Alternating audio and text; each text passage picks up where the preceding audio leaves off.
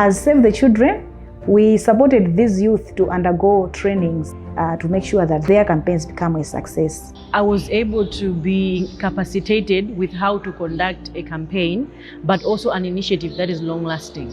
I realized that in terms of waste management, it is one of the ways that I can also use to teach the students that I'm teaching on how to use waste management.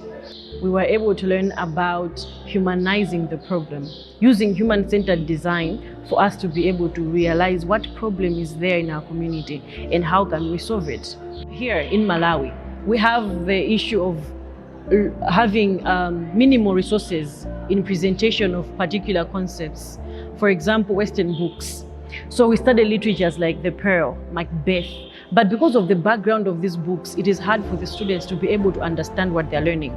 So using the same strategy of humanizing the problem, so I was able to use the same strategy to come back here as a teacher and then use it to create costumes for the books that they're studying in class. This speaking of papers, before the surroundings were not looking perfect, but the way that we are picking these papers and the plastic bottles, the environment is looking perfect. Well, since Desi's approach used practical ways, I think it actually made us remember more, since it was educative but in an entertaining way. In my recent MSc exams, I got a distinction in English, which was really amazing. As I was writing the exam, I had to remember what I was reciting as a poet, what others were acting, and how it all came together through the exam.